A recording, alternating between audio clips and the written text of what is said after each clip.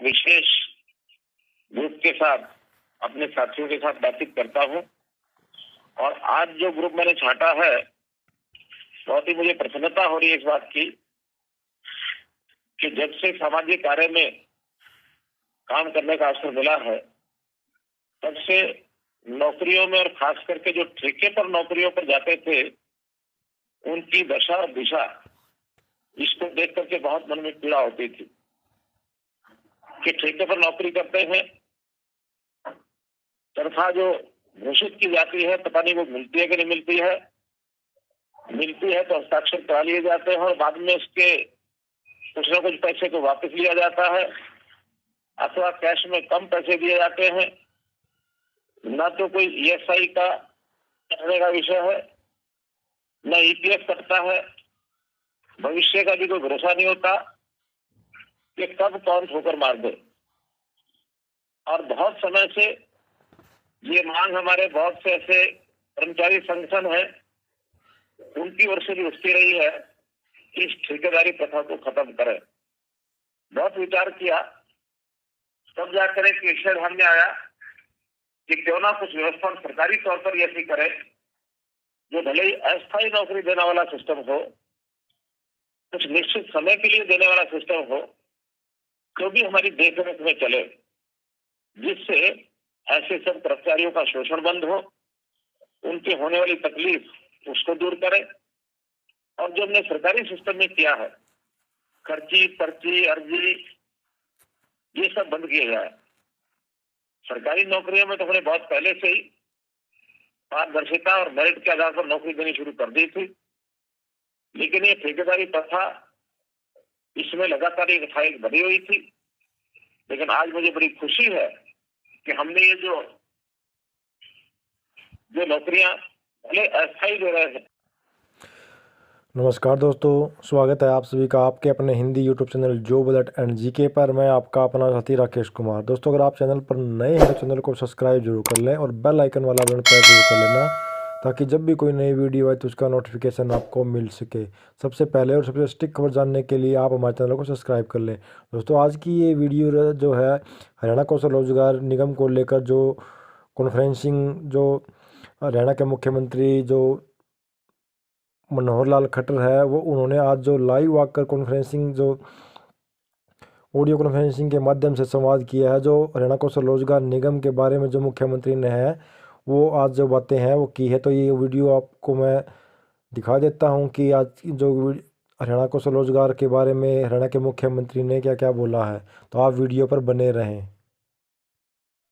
जो नौकरियां भले अस्थायी दे रहे हैं, भले कम समय के लिए दे रहे हैं, जरूरतमंद लोगों को मिल रही है, पारदर्शिता से मिल रही है, और उसमें भी एक जो मेरिट का विशेष ध्यान रखा जाता है, ताकि जहां भी कहीं समय पर इन नौकरियों के लिए वर्कफोर्स की, लोगों के काम करने वाले लोगों की जरूरत पड़ती है, कम से कम समय में उनको उपलब्ध कराया जाता है। हमारी अन्य एजेंसी भी है, चाहे वो स्टाफ सिलेक्शन कमीशन है या फिर एचपीएससी है, वहां नौकरी का जो एक लंबा सिस्टम, विभागों को समय पर ऐसे लोग मिल नहीं पाते, तो एचकेआरएन जो हमने हरियाणा कौशल विकास निगम ये बनाया है, इस हरियाणा कौशल रोजगार निगम में जब भी कोई मांग आती है तो कम से कम समय में उसको हम पूरा करते हैं।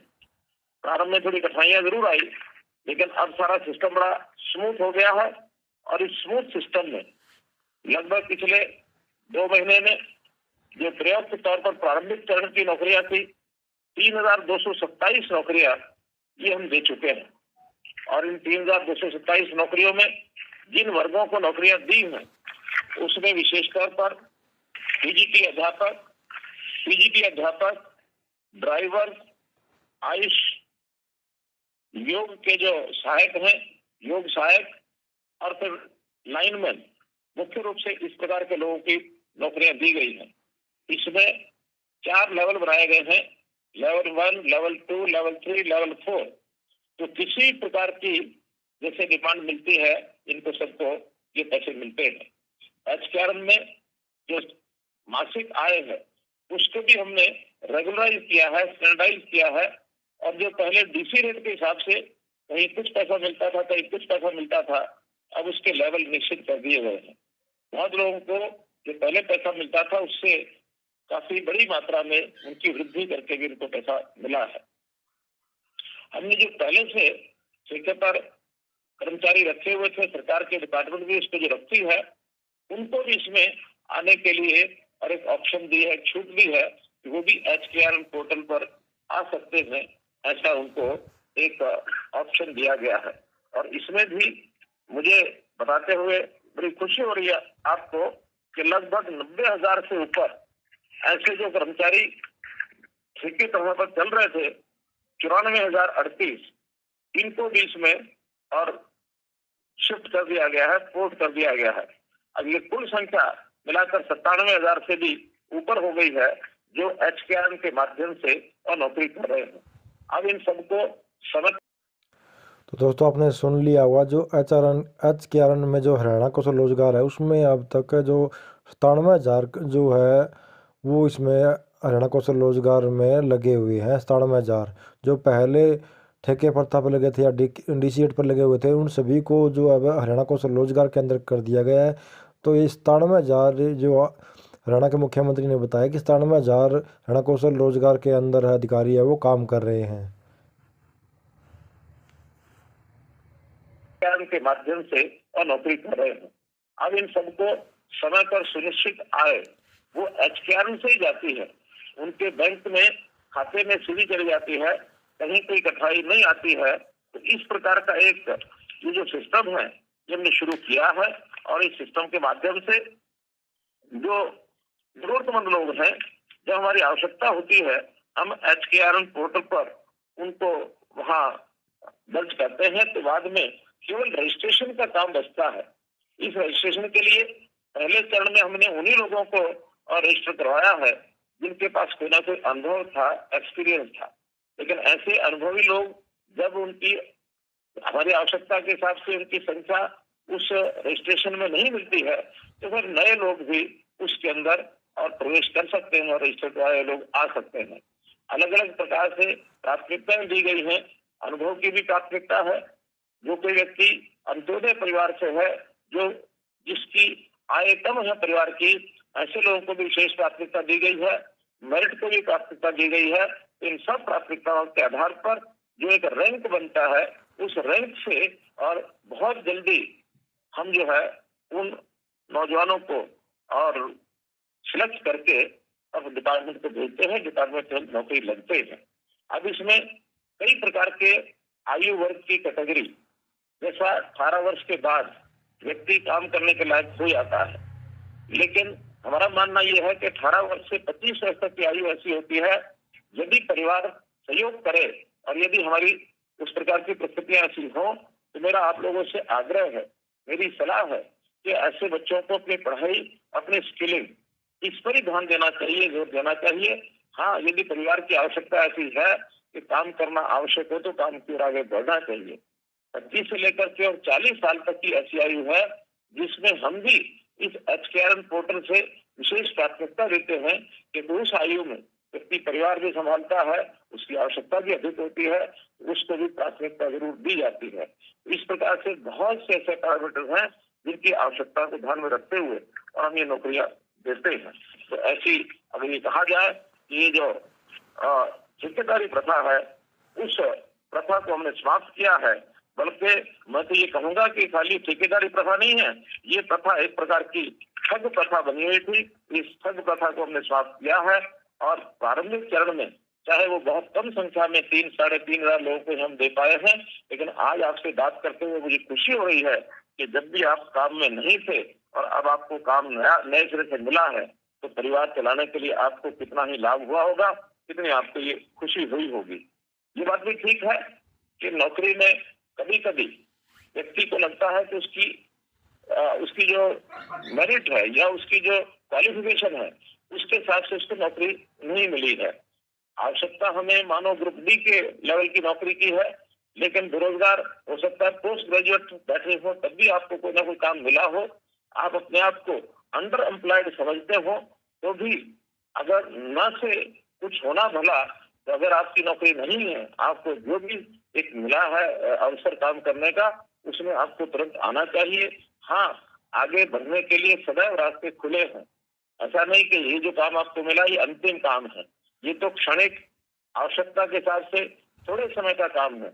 आपको लगातार आगे भी अपने आप को बढ़ाने के लिए योग्यता के अनुसार या फिर योग्यता बढ़ाते रहने के लिए भी समय निकालना, अतिरिक्त पढ़ाई करना, अतिरिक्त अपने आप को कौशल विकास के लिए बहुत से अवसर मिलते हैं।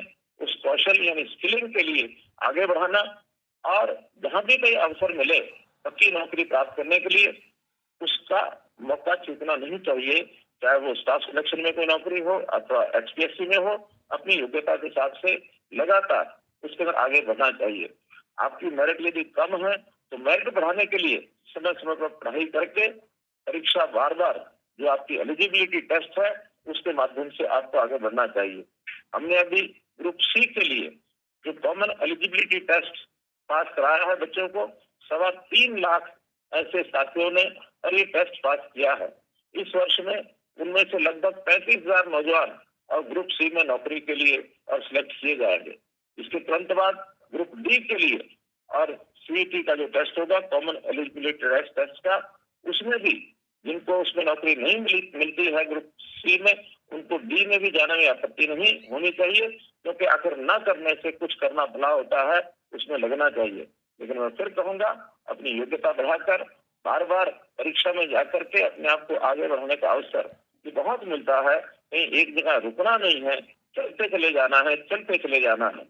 हम अब नौकरी कर रहे हैं, साथ में अपना कौशल को भी बढ़ा रहे हैं। ऐसा जरूरी नहीं है कि सरकारी नौकरी सबको प्राप्त हो। पक्की नौकरी अथवा कच्ची नौकरी, हो सकता है दोनों में से कोई न मिले।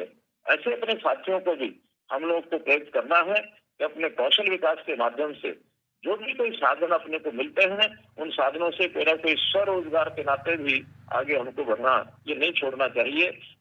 अपना उद्देश्य है हर किसी को रोजगार मिले।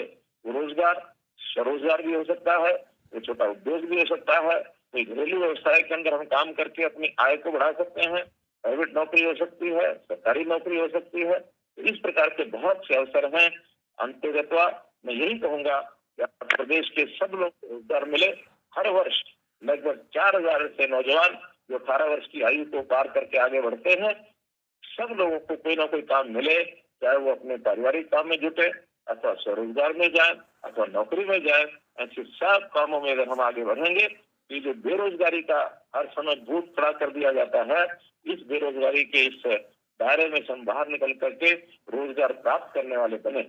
भारत सरकार ने बहुत सी ऐसी योजनाएं चलाई हैं, जैसे स्टार्टअप योजना है, स्टैंडअप योजना है। बहुत से ऐसे अवसर भी प्रदान कराए हैं कि जो आज नौकरी के लिए भटक रहे हैं, अच्छे अवसर मिलने के बाद वो लोग नौकरी लेने वाले नहीं बल्कि 10-10, 5-5 लोगों को नौकरी देने वाले भी बनकर खड़े हो जाते हैं। आखिर हम अब एक सिस्टम में आगे बढ़ने के लिए बहुत से ऐसे अवसर हमको मिल रहे हैं, इसको हम प्राप्त करें। और ये जो कॉन्ट्रेक्चुअल नौकरी आपकी मिली है, मैं आशा करता हूँ कि इसमें से अपने अनुभव के आधार पर और आगे बढ़ने का भी रास्ता, हमारा जो अनुभव है, जो भी मिलेगा हमको, जितने साल की हम नौकरी करेंगे सरकारी कच्ची नौकरी, इसके बाद हर वर्ष का आधा अंक ये हमको हमारी मेरिट में भी जुड़ेगा। आगे जब कभी पक्की नौकरी में जाएंगे तो 5 अंक इन अनुभवों के लिए भी जोड़े जाते हैं। उस अनुभव और अपनी शिक्षा के आधार पर मैं अपनी मेरिट लिस्ट में कैसे आगे बढ़ूं, इसका भी जरूर हम लोग ध्यान रखें। और हमारी के साथ साथ जो हमको ईपीएफ और ईएसआई का लाभ मिलता है, लेबर वेलफेयर फंड का लाभ मिलता है, इस लाभ को भी हम बराबर बनाए रखें। किसी भी स्थान पर हम नौकरी करने के लिए जाएं, हमारा ईपीएफ और ईएसआई का सिलसिला ये लगातार चलता रहे, इसमें हमारी अपनी जो कंट्रीब्यूशन है वो भी होती रहे। इन नौकरियों के अंदर हमने भी ध्यान रखा है कि जो वर्ग कमजोर वर्ग है, जिनके लिए रिजर्वेशन होती है, ऐसी रिजर्वेशन की जो सीमा है, अभी तक अनुभव ये आया है कि उस सीमा से भी अधिक बंधु इसमें नौकरी प्राप्त कर रहे हैं। अगर 80 का 20% का रिजर्वेशन है तो हमारे आंकड़े के हिसाब से इनकी संख्या अभी जो भर्ती हुए 30.7%, और 80 हमारे जो नौजवान साथी हैं उनको नौकरी मिली है। क्योंकि हमने इसमें आय, जो कम आय के लोग हैं उनको प्राथमिकता दी है। आय की जो सीमा 1,80,000 रुपया गरीब परिवार के लिए रखी गई है। स्वाभाविक है कि गरीब परिवारों में ज्यादा संख्या या तो शेड्यूल कास्ट बच्चों की आती है या फिर बैकवर्ड क्लास ए के बच्चों की आती है, इसलिए उनकी संख्या, उनका जो रिजर्वेशन का जो लेवल है उससे भी कहीं आगे ये बढ़ता है। तो मैं पुनः आप लोगों से इतनी बात करते हुए मैं आशा करूंगा कि आप जिस काम में लगे हैं उस काम में एक ईमानदारी से, क्योंकि हमारी जो नौकरी आपको दी गई है इसमें दो पहलू, एक पारदर्शिता का और एक ईमानदारी का। जैसा मैंने पहले कहा कि पर्ची खर्ची अर्जी सब बंद है, तो आपको तो शायद किसी को आपने कहा भी नहीं होगा कि मुझे नौकरी चाहिए। घर बैठे आपको ये पत्र मिला होगा, संदेश मिला होगा, एचकेएल के माध्यम से आपको नौकरी दी जाती है। तो जिस शुचिता से, जिस अच्छे भाव से आपको नौकरी दी गई है, आप भी काम करने के लिए उसी भाव से आगे बढ़े कि हमको ईमानदारी से, पारदर्शिता से। तो दोस्तों ये था जो हरियाणा के मुख्यमंत्री ने हरियाणा कौशल रोजगार निगम के लाभार्थियों से ऑडियो कॉन्फ्रेंसिंग के माध्यम से संवाद किया है। तो इसमें जो हरियाणा कौशल रोजगार से संबंधित सभी प्रकार की जो जानकारी है वो हरियाणा के मुख्यमंत्री मनोहर लाल खट्टर ने आपको दे दी है। आप इस वीडियो ज़्यादा से ज़्यादा शेयर करें ताकि सभी कौशल रोजगार जो स्टूडेंट है जिन्होंने फार्म भर रखा है, कैंडिडेट है, उनके पास ये वीडियो पहुंच सके। और जो वो अगर उन्होंने कौशल रोजगार में जब अपना रजिस्ट्रेशन करवा लिया, अगर आपने अभी तक नहीं करवाया है, तो जैसे जैसे कोई अपडेट आती है हरियाणा कौशल रोजगार से संबंधित उसी प्रकार की जो मैं है अपडेट है वो मैं आपको अपने YouTube channel job bullet and GK time to time आपको देता रहता हूँ। तो अगर आपने अभी तक चैनल को सब्सक्राइब नहीं किया तो चैनल को सब्सक्राइब जरूर कर लें और बेल आइकन वाला बटन प्रेस कर लें ताकि जब भी कोई नई वीडियो आए तो उसका नोटिफिकेशन आपको मिल सके। दोस्तों इस चैनल पर आपको सक्षम योजना से संबंधित, हरियाणा कौशल रोजगार से संबंधित, फैमिली आईडी से संबंधित, राशन कार्ड से संबंधित सभी प्रकार की जो जानकारी है वो आपको सबसे पहले और सबसे स्टिक आपको टाइम टू टाइम आपको अपने YouTube channel job bullet and GK पर मिलती रहती है। दोस्तों इस वीडियो ज़्यादा ज़्यादा शेयर कर दें ताकि जितने भी हरियाणा में जो हरियाणा कौशल रोजगार निगम की भर्तियों का इंतजार कर रहे हैं या फिर जो हरियाणा कौशल रोजगार भर्तियों में लगे हुए हैं उनके पास ये वीडियो पहुँच सके और उनको पता चल सके कि आज के जो ऑडियो कॉन्फ्रेंसिंग में जो हरियाणा के मुख्यमंत्री है उन्होंने क्या बोला है। धन्यवाद दोस्तों।